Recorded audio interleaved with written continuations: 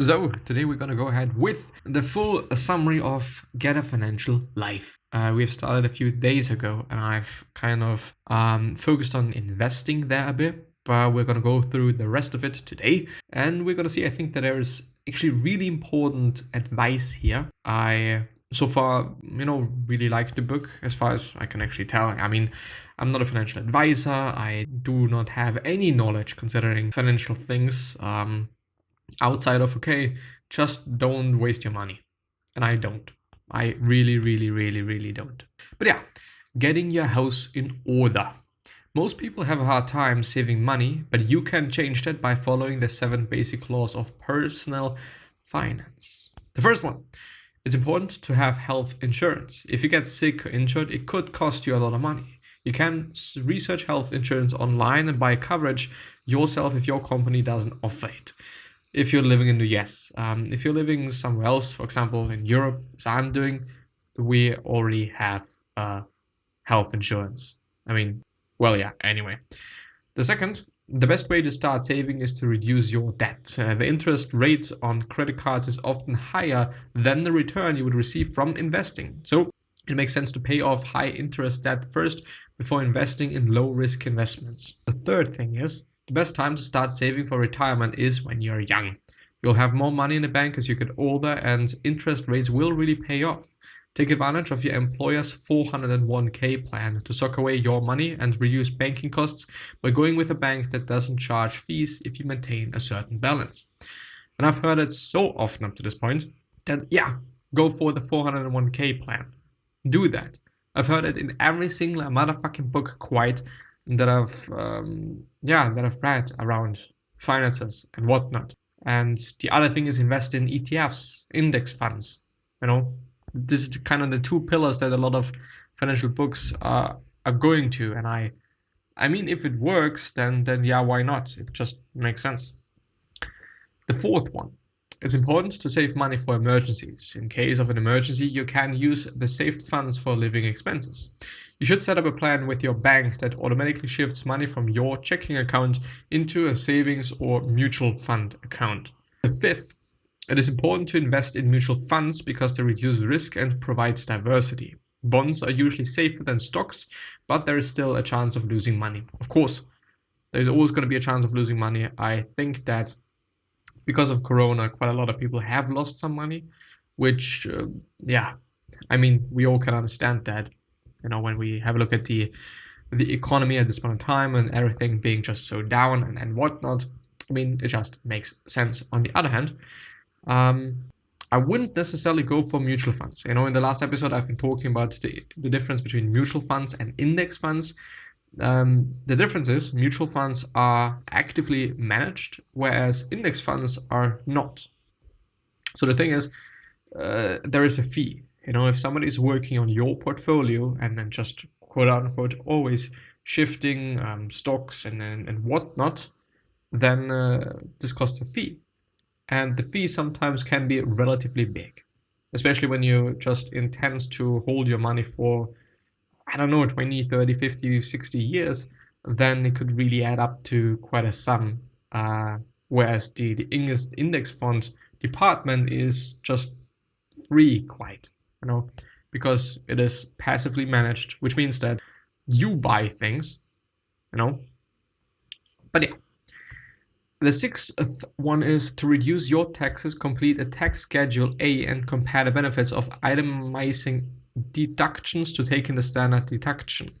The IRS provides forms that you can print from their website. So check it out. Getting a grip. You don't need to spend your life worrying about finances, but you do need to know how much money you have and where it's going. First, write down what you want in the future, such as buying a house or a car. Then figure out how much it will cost. Next, make a list of your income and expenses for 2 weeks so that you can see exactly where your money is going. Maybe actually also going to do that for a month, because not every week is the same, not every day is the same. Sometimes you spend more, sometimes you spend less. And to really get a clue, it's the same with calories. Sometimes we eat more, sometimes we eat less. But if you can see a pattern there, on certain days you tend to eat quite a lot unnecessarily, then you could restrict that, and you could just, lower that a bit, your calorie consumption or therefore your expenses. It may sound boring, but it is important to keep track of your expenses. You want to be realistic about the costs involved with renting or buying a home, paying for furniture and other large purchases, as well as tuition costs.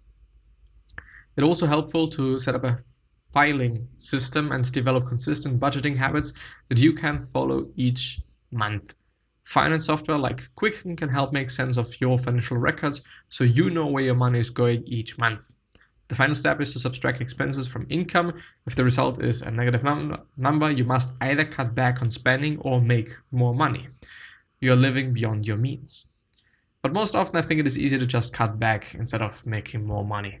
And I don't know, like up to this point I've never been living above my means. I've never, there were some things that I've been saving my money for.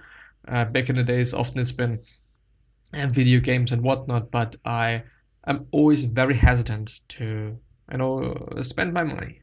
I don't actually know why, but I do have a really interesting relationship with money and with spending money, especially that most often it comes to, well, I actually don't need it, so I'm not gonna buy it.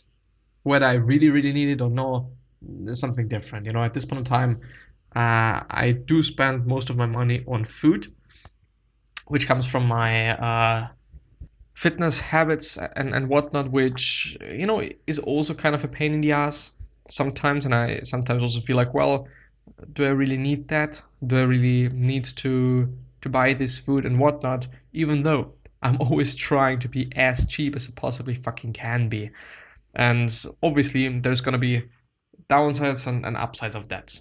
Well, I'm not going to be able to eat chicken and whatnot every single day, but it's going to turn to something lower in cost, and maybe also more in volume and whatnot. Like, at this point in time, I've boiled down my eating habits to, okay, I'm going to eat a can or conserve or whatever you want to call it of beans or lentils or chickpeas, may sometimes some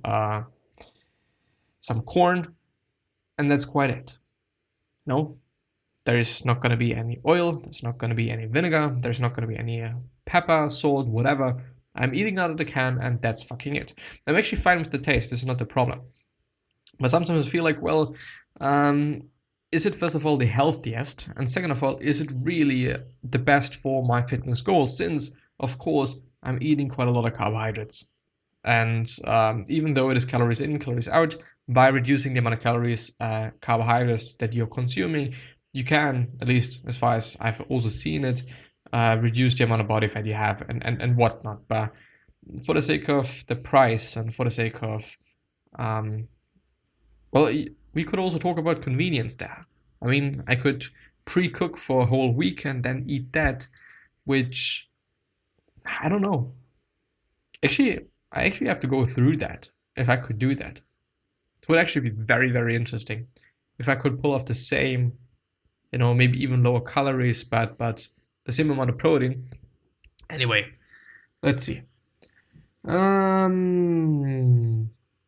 rules of the game. Follow 3 basic rules when dealing with your finances. The first one is the debt rule. You should never have more than 20% of your annual income in debt, excluding student loans and mortgages. The second thing is the housing rule.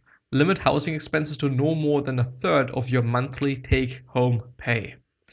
And the third is the savings rule. Save at least 10% of your after-tax income each month, or an additional 5% if you are really ambitious about saving money for the future, which is 15% then. And I think that's, if you, for example, are in my position, I am gonna save like an enormous amount of money. And I've always been the case. And I've always been doing that and whatnot. It's been always the case. The thing though is, if I would have a flat, if I would have to just pay rent, if I'd have to buy, well, I do most often buy my own food though. But also there is expenses in terms of water, electricity, and whatnot. Then I wouldn't be able to save that much. Definitely not, I think. On the other hand, when I'm having a quote-unquote real job at this point in time, it's something, somehow half-assed, if I can call it that way. But, I mean, I'd still be able to really save a lot of money, because I figured that shit out. Okay, I need to eat this, I need to eat that.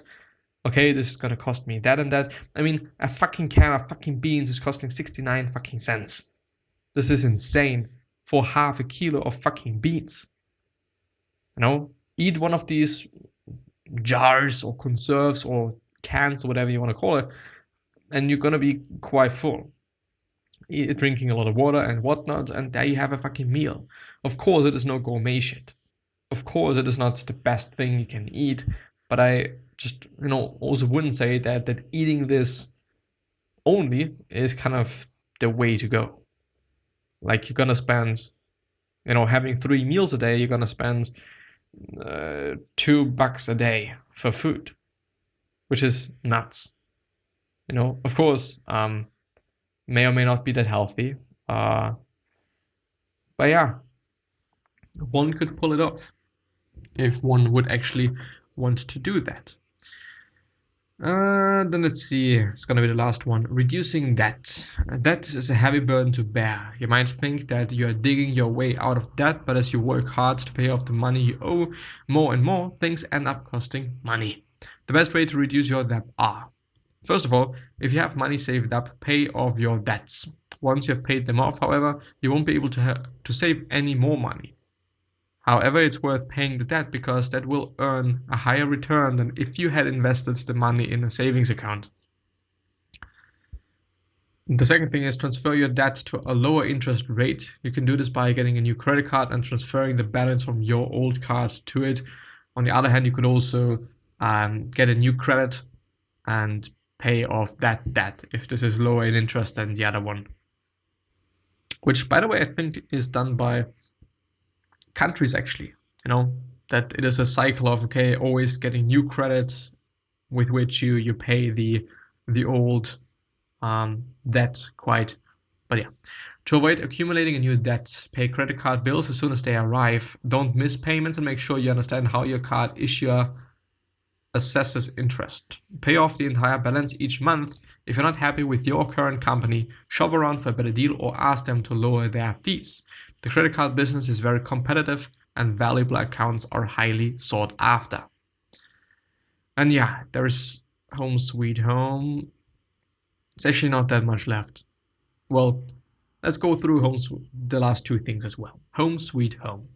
The accumulation of wealth is an essential part of life. To do that, you should build equity by purchasing a home. If you're planning to buy a house, there are 6 things to consider. The first one, explore options other than the traditional down payment. The second is, check with your state housing agency and ask about Fannie Mae or Freddie Mac loans. Freddie Mac or Fannie Mae. Don't forget to look into the different types of mortgages as well. The first one, don't accept the first mortgage offer you get. Instead, shop around and find a better deal that can save you thousands of dollars in the long run. The second, before shopping for a house, it is important to know how much you can afford. To do that, get pre-qualified for a mortgage loan. Pre-qualifying will let you know what the maximum amount of money you can borrow is. It's always important to avoid adjustable rate mortgages, which are ARMs. With ARMs, your monthly payment increases as interest rates rise. If you take out an ARM, make sure that there are caps on the annual and lifetime increases in the payments. And the third thing is, avoid loans that don't require you to pay the interest as it accrues. Avoid mortgages in which you make small payments for several years and then have to pay off the entire balance at once. Yeah, this is stupid. In some circumstances, renting may make more economic sense than buying a house. If the rent is much cheaper and you don't think that there will be any positive equity in your neighborhood, it might be better to rent instead of buy a house. You should look at your lease so that you know exactly what you're getting into if you decide to rent It's not worth it to get stuck with a bad deal because you didn't read over the details of your contract before signing on the dotted line. Yeah, and at least in my point of view, it's also a great way to stay liquid, and also not going into debt and whatnot. I don't know. Of course, owning something in the end and whatnot is amazing, but yeah, as I said, the taxman cometh. Smart investors know that they should save as much of their money as possible, therefore they avoid paying too much in taxes. The best way to do this is by using the following 10 tax strategies. The first one, if you don't think you'll have enough deductions in the first year, put off expenses to the second year. That way you'll meet the minimums for certain deductions and can deduct them in that year. The second, if you move for a job, see if you can deduct your moving costs. You should do research on the IRS website and figure out what's deductible. Figure out if you would save money by filing jointly or separately. If one spouse works on the other and the other doesn't, file jointly. If both of you work, fill out joint returns as well as individual ones to compare them. The third, check your withholding. Don't just do it once and forget about it. Check on a regular basis to make sure that you're still claiming the right number of deductions for your situation. This is especially important if any major life changes occur, such as getting married, buying a home, or having children.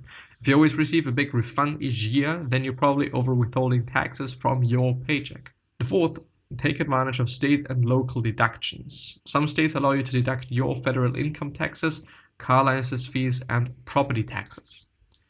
The fifth, if you pay taxes, then consider investments that offer tax advantages. If one person earns more than the other in a relationship, then they might want to file separately before getting married.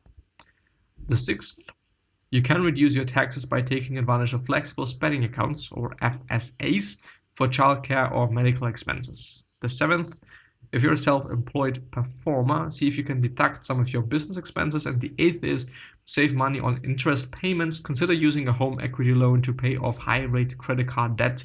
You can deduct the interest you pay on your home equity loan from your taxes, which sounds amazing. So if you decide to use a professional tax preparer, remember that you are still responsible for any mistakes he or she may make on your behalf.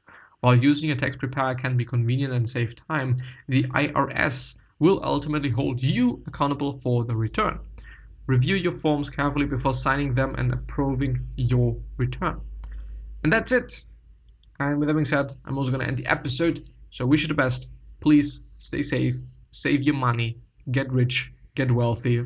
Don't live above your means. Don't buy dumb shit you don't need. And I'm going to see you the next time. Bye-bye.